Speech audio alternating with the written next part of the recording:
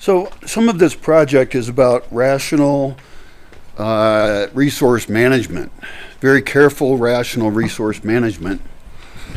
And that means in this case that although I'd like to know how long it takes to fill up that tank of water, it's taken forever and I'm low on gasoline, so it makes a lot of sense for me to give up on pumping water because I've got water enough to survive now, right? So we'll shut this guy off and I'll check how much water I got. And it's going to be plenty for me for a long time. So it just simply doesn't make any sense to continue pumping water when I've solved my base problem. And of course, the more important thing, God, hate ladders so much. Okay, that got about 70% full. It's now 250. What did I say I started it at? I think it was 142. No, that'd be an hour. Was it 12:42? I don't remember. Oh wait, I wrote it down like a smart boy. 11:39. Okay, so with this stupid hose set up, that's 39, 11:39. So that's 20 minutes plus. That's over 3 hours of pumping. Over 3 hours of gasoline to fill it up to that level. Now, if this was on a solar pump, I could actually have it on a switch so that it pumped water only when there was sunshine and there was extra electricity in a solar power system. That's called a diversion load, where you use your extra electricity to do something useful. And that would actually probably be the best way to set it up.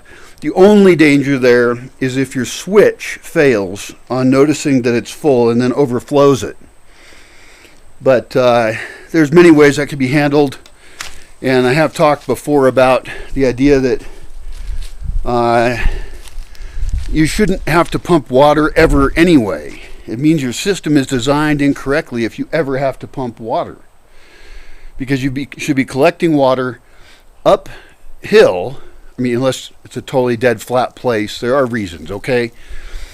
Sometimes I speak in absolutes, but as is always the case, just about, it depends.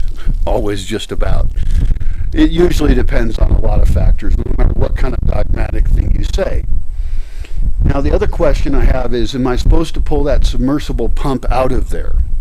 Well, the ladder has moved to another location to do other shit, so I can't even get up there, which is another problem, is that things should be designed so you can actually get to and maintain these alternative systems.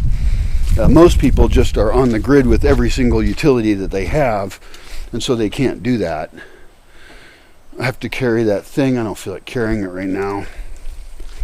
So, but what that tells me is that the system I have, even with the generator, is pretty piss poor. I don't know how much electricity or how much gasoline I just wasted on that. Let's shut up this dog food here. It's actually an extremely efficient way to feed dogs, by the way. I feed them once a day just by opening a box, and then I feed the little one out of this little dish that I take inside, because she won't jump into that box for some reason. I don't know why not, because she's physically able, and I even built a little ramp for her once. She still didn't want to step in the dog food. She's kind of a prissy little girl, which is not bad. I like her. But she's a little bit like a cat. So, yeah, you can eat the food. She's so weird. Like not a normal dog at all. Alright, so screw everything. I think I'll go walk down and see how things are going. I left my coffee somewhere, of course. You want to go walking? Let's go walking. It's fun. Come on. Come on, go outside. You don't have to go outside. Weird little fucker. I love her so much. If she was a human, I wouldn't talk to her that way, probably. Although, who knows? I mean, at this point, I've talked to dogs more than people a lot, so I probably would talk to a human that way. I remember I told an ex-girlfriend's kid to get once, and she was like, "Did you just tell my kid to get?" And I was like, "Yeah, she's in the way. She should learn how to not be in the way." We have to learn how to tell each other not to be fuckwads. Where's that rattlesnake at? God damn that rattlesnake. I keep looking for it. I know it lives there. It's been seen like multiple times. It's a very bad place for a rattlesnake to live. Right near the house, right by some stairs. Right in a spot where you're not really looking at your feet. So, it's a big problem. Hi, doggin'. You cutie boy. Here's another cutie boy down there. These are such great dogs. Oh, I'm a very lucky man. So many ways. Very fortunate. It's amazing.